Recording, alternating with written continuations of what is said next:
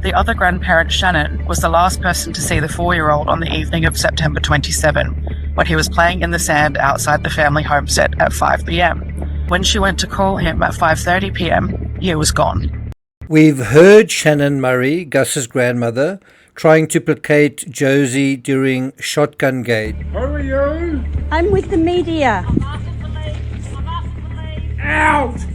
Anticipating a ruckus, Shannon says, I've asked them to leave, and that seems to be true because the reporter repeats twice, I was leaving. Let's listen to that again. Who are you? I'm with the media. Out! I was leaving. Get out! I was leaving. Shut your face and get out! We'll have the police on you because you've been warned not to come here. Get out! I haven't been here Get before. out! Now, the interesting thing is that if Josie just stayed put, did nothing, said nothing, the reporter would have left anyway. She was leaving anyway. No harm, no foul. But it seems Josie wanted to make her presence felt in no uncertain terms, which is worth noting, and which I think reveals who wears the pants and how this person runs the show at the station. I got nightmares in my head, I fear. Thoughts build up until I can't feel. My mind fills up into a creature, and it haunts me somewhere much deeper. I got nightmares in my head, I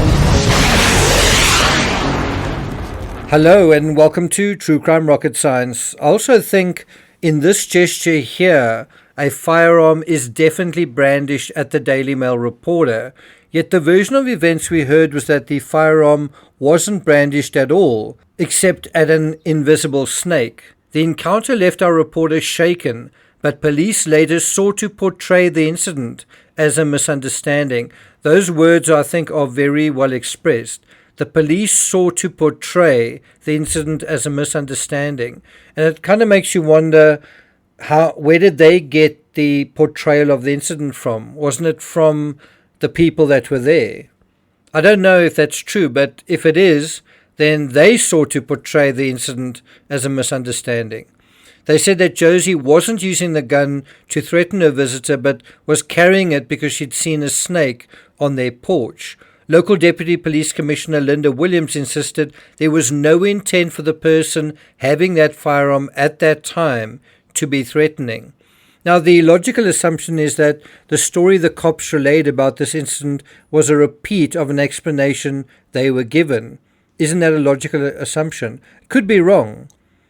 But if it is true, if that is what happened, are the details correct? And so what's curious here is that the police came to the defense of the family and framed it in their terms based on this idea. When video and audio clearly shows the gun was used, it is brandished. We'll have the police on you because you've been warned not to come here. Get out! I haven't been here Get before. out! That is also an interesting comment where the reporter actually challenges what is being said to her, that you've been warned before, and she says, it's the first time I've been here. One does wonder whether the military history of this family mean they have a legacy of relationships with local police. Even if they do, does that mean anything? Well, probably not. In this analysis, I want to show you brand new footage we are seeing for the first time of Gus's other grandmother, Shannon. But before we get to that, if you haven't subscribed to the channel, please do.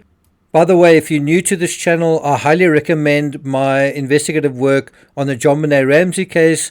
I'm doing a new series on peripheral figures, so if you know anything about the JonBenet Ramsey case, or even if you don't, you might find that quite interesting, and you might learn a thing or two about the process and the level of detail that is applied in that case, and might give you an insight into whether we are on the right track on this case. At the end of this episode, I'll be talking about another missing person case and comparing that one to this one. So look out for that. If you're finding this analysis worthwhile, please do hit the thanks button and let's get started. The other grandparent, Shannon, was the last person to see the 4-year-old on the evening of September 27, when he was playing in the sand outside the family homestead at 5 p.m. When she went to call him at 5:30 p.m., he was gone. Shannon is the second last person to be revealed, in terms of recent photos. This is an old photo of Shannon with Jess as an infant on her lap. Shannon is undoubtedly quite a shy and discreet figure and seems to be willing to allow her partner to be in charge and to sort of have free rein. Jess seems to be the same way, and I believe Gus's mother has been described as a gifted introvert. The last person in the story that we still haven't seen is Ronnie. And although images of Gus's mother Jess have emerged, they're not recent. The one and only image released of Gus looks to me like it was taken at a play school. Look at the background, which is sort of tightly cropped. And then look at the foreground. That sort of puppy dough, isn't that the sort of thing that kids play with in a play school type situation? It's unclear when this photo was taken, but what is clear is the boy has long hair, not just a little bit long, but very long, which I suppose could be interpreted in various ways. One interpretation is that Gus was a free spirit. He was allowed to wander around, and his wild hairstyle is sort of part of that farmyard chic. Basically, not much of a, that's not going to take you really anywhere, that line of reasoning. But another interpretation, perhaps unreasonable, is that Gus wasn't necessarily treated as a boy, but as a whatever he wants to be. I just think we need to acknowledge that possibility, because as little boys go, this little boy's long hair is a little unusual. You might say, that's not really unusual. Well, you could be right. Does it tie into the dynamic at home, where there are 3 women fussing over him, and was there any sense that they wished Gus was a little girl, or that any one of those individuals thought that way?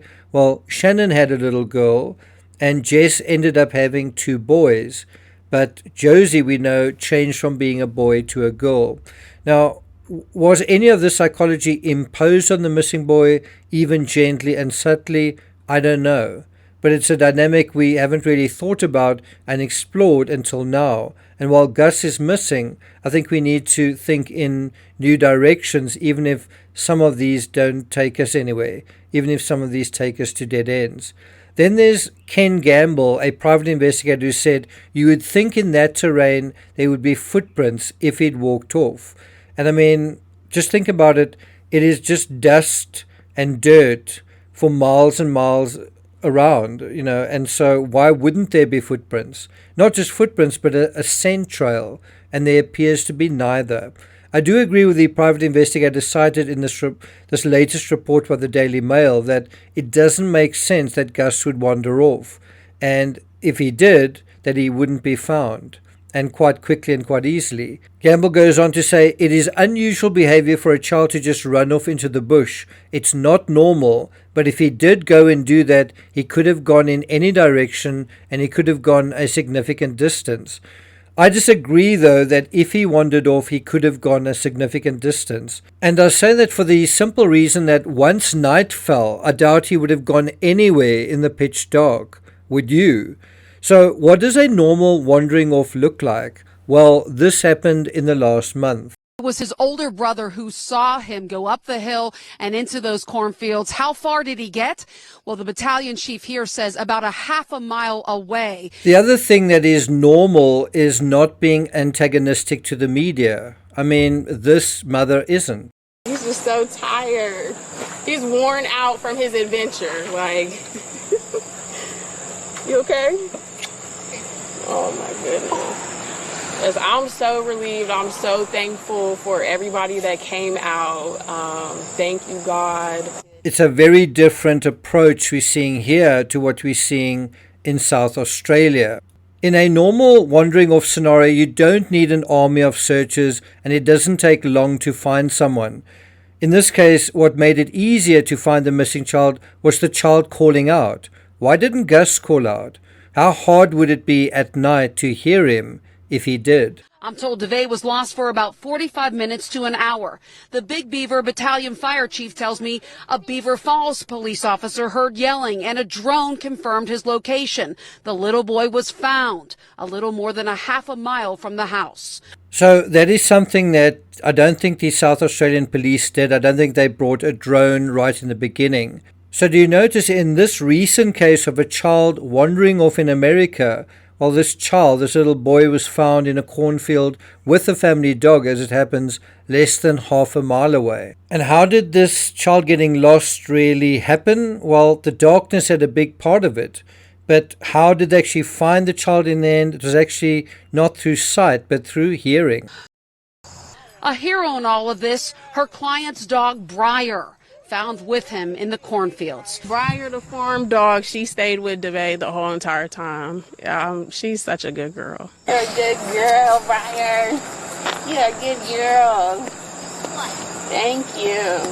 Now, what about the dogs in terms of this station? Were any of them at home when Gus disappeared? Were any of the dogs with Gus? You can see in a normal situation, if Gus wandered off and there was a dog in the vicinity, the dog would have gone with him, just like this one did.